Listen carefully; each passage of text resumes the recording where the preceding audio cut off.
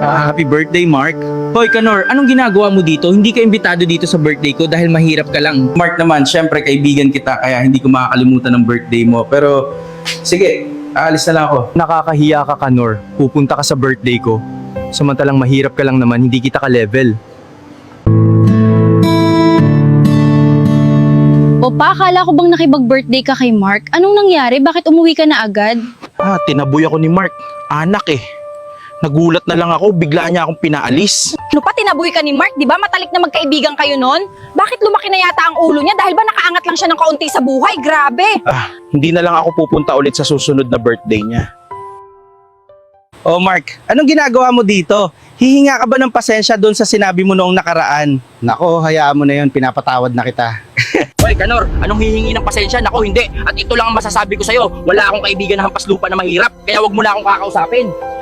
Grabe naman to si Mark. Ang tagal ko ng kaibigan, tapos biglang... Pa, narinig ko ang sinabi sa'yo ng Mark na yun. Grabe, no? Parang hindi kayo naging magkaibigan. Ang sama na ng ugali niya. Anak eh. Kaya ikaw, mag-aral ka ng mabuti para darating ang araw na hindi na tayo mamaliitin ng ibang tao. Oo naman pa, at pangako, at ipapakita natin sa mga taong nagmamaliit sa atin na kaya natin. Pag-graduate na ako! Congrats, Jenny! Proud na proud ako sa'yo! Boss, nag-back out po lahat ng investor natin dahil daw po napalugi na ang negosyo nyo. Anong sinasabi mo? Hindi sila pwede mag-back out dahil naglabas na ako ng milyones, kaya kausapin mo sila at kumbinsihin mo. Pa-promote na ako sa trabaho bilang manager. At konting tiis na lang pa ay makakapagpatayo na tayo ng bahay. Wow, congrats anak ko. Salamat at unti-unti mo nang natutupad ang mga pangarap mo. Boss, nakausap ko na po lahat sila at saka sa maang palad ay ayaw na po talaga nila. Pasensya na po, boss. Hindi sila pwedeng tumanggi. Gawin mo ang kailangan mo. Bobo ka talaga, di mo ginawa lahat ng makakaya mo. Kaya mabuti pa at umalis ka na dito dahil tanggal ka na sa kumpanya ko. Oh, mga hampas lupang mahihirap. Palibasa kasi mahihina ang utak nyo. James, please invest again to my business. I promise I do my best, please. Not a chance. Get up and get lost. Walang hiya ka, James. Pagsisisihan mo itong ginawa mo sa akin, hindi mo mababagsak ang negosyo ko. Malapit na pa, konting tiis na lang ay magkakaroon na din tayo ng sariling bahay. Kaya maraming salamat po dahil lagi kang nasa tabi ko. Konti na lang talaga. Maraming salamat din anak dahil ginagawa mo ang lahat at pagpatuloy mo lang lagi ang pagdadasal mo sa Diyos. Hala, anong nangyari? Bakit nakasara na ang pabrika ko? At bakit wala man lang nagsabi sa akin? Hoy Maria, bakit nakasara ang business ko? Bakit hindi mo binabantayan ng maigi? Napakabobo mo talaga! Hoy Mark, hindi ba inalis mo na ako sa trabaho? Kaya wala kang karapatan na sabihin sa akin yan dahil isa kang hambog na mayabang at sana bumagsak na yung negosyo mo. Kung minamalas ka nga naman, napakabobo mo talaga, Maria Buset! Palibasa kasi umangat lang naman dahil sa mga investor niya. Ngayon, bagsak na dahil iniwan na siya ng mga ito. Napakayabang kasi. Sir, bakit nyo naman sinara ang pabrika ko nang walang pasabi? Hindi naman po patas yung ginagawa nyo. Hindi po patas, sir. May proseso kami sinusundan. Una sa lahat, hindi nagbabayad ng tax ang kumpanya mo. At pangalawa, hindi ka nagpapasahod ng tama. Kaya dapat lang naisara namin. Opa, itabi mo na yung damit mo na yan dahil simula ngayon dapat magaganda na ang mga sinusuot mong damit para bagay na bagay dito sa bahay natin. Naku anak, bahay lang naman natin ang nagbago. Siyempre kahit ganon, hindi ko maiiwan tong damit na to. Lalong-lalo na, anak, isa to sa mga inspiration ko nung wala pa tayo sa sitwasyon na ito. O, heto na ang papeles ng bahay ko. Tama, lahat yan. Siguro naman sapat na yung pambayad ng utang ko. Kaya simula ngayon, tantanan nyo na ako. Dahil bayad na ako sa mga utang ko sa inyo. O, heto ang mga papel ng sasakyan ko. Siguro naman ay bayad na ako sa mga utang ko sa'yo. Kaya pwede ka nang umalis. Hindi.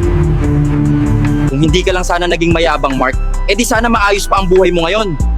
Kaya karma na talaga ang lumapit sa'yo. Nga pala pa, malapit na ang birthday mo. Anong gusto mong regalo pa para mapaghandaan ko agad? Naku anak, kahit simpleng handaan lang ay masaya na ako at hindi ko na kailangan pa ng regalo. Dahil nasa harapan ko na ang pinakamagandang regalo na nakuha ko sa buong buhay ko. Ay, ang sweet naman ng papa ko na yan. Nako, gutom na ako. Saan na kaya ako pupunta na ito? Subukan ko nga makikain dito sa may birthday. Happy birthday, Kanor, best friend. Then, anong ginagawa mo dito, Mark? At bakit may dala kang damit? Kanor, Alam ko malaki ang kasalanan ko sa'yo dahil sa kayabangan ko. Sana mapatawad mo pa ako, Kanor. Ikaw kasi Mark, napakayabang mo eh. Umangat ka lang ng kaunti, naging hambog ka na. Pero huwag ka mag-alala, marunong ako magpatawad. Kanor, maraming salamat ha. Napakabuti mong tao. Kahit na ang laki na ng kasalanan ko sa'yo, ay napatawad mo pa din ako. Hindi naman ako masamang tao para hindi magpatawad, Mark. At sana natututo ka sa nagawa mo. O heto Mark, kaunting pera para panggastos mo. Sana dumating ang araw na maayos mo na ang sarili mo. Hanggang sa muli, Mark. Maraming salamat, Kanor. Napakabuti talaga ng puso mo. Sana marami ka pang blessings na matanggap, aking kaibigan.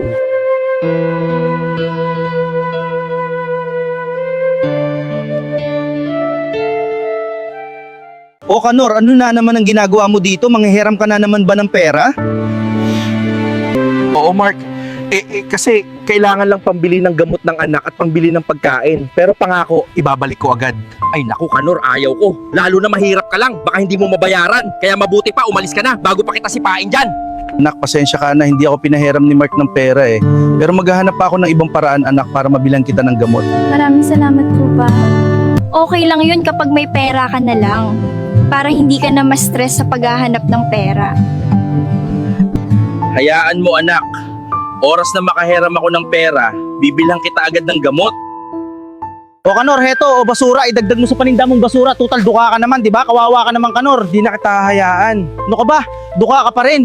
Grabe ka naman, Mark. Ang sama naman ng ugali mo. Palibasa kasi nakaangat ka lang sa buhay. Ang taas na ng tingin mo sa sarili mo. O Kanor, nakita ko yung ginawa ni Mark sa'yo. Grabe ang ugali ng taong yun. Porket nakaangat lang ng kaunti sa buhay, ang yabang na. Kaya nga po, Aling Mirna, parang hindi mo ka mag-anak ang taong yun kung makaasta sa akin ng ganun. Nga pala, Kanor, oh. Heto, pakibigay nga pala kay Jenny. Sabihin mo magpagaling na siya para may katulong ka na. O anak, naubos ang mga paninda ko. Ngayon may pambili ka na ng gamot mo, anak ko. At may pangkain na tayo. Maraming salamat, tatay. Nga pala, anak, may dala akong tinapay dito. Pinabigay sa'yo ni Aling Mirna at sabi niya pagaling ka na ka daw. Sir, kayo po ba si Kanor? May sulat po kayo mula sa Amerika. Para sa akin ba yan? Sige boss, salamat po. Anak, may sulat ako mula kay Tita Marta. At ang sabi niya ay, may surprise ako sa iyo, Kanor. Tanungin mo na lang kay Mark. Hello po tita, kamusta po dyan sa Amerika? O Mark, kamusta na dyan? Pakisabi nga kay Kanor na sa kanya na ang bahay namin bilang pasasalamat ko sa kanya. Kailan po kayo uuwi dito sa Pilipinas? Tita naman, pwedeng sa akin nyo na lang po ibigay itong bahay, please? O Mark, may sorpresa daw sa akin si Tita. Tanungin ko na lang daw sa'yo, sabi niya. Anong surprise? Tanga ka ba, Kanor? Guni-guni mo lang yan, kaya mabuti pa umalis ka na. Akala siguro ng Kanor na yun na makukuha niya sa akin ng bahay. Hindi naman niya ako kagayang mahina ang utak. Hello Kanor, pamangkin ko. Natanggap mo ba ang sulat na pinadala ko sa'yo?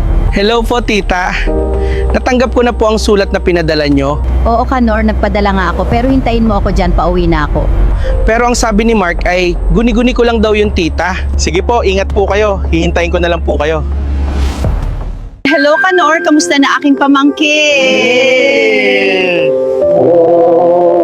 Namiss ko po kayo, tita.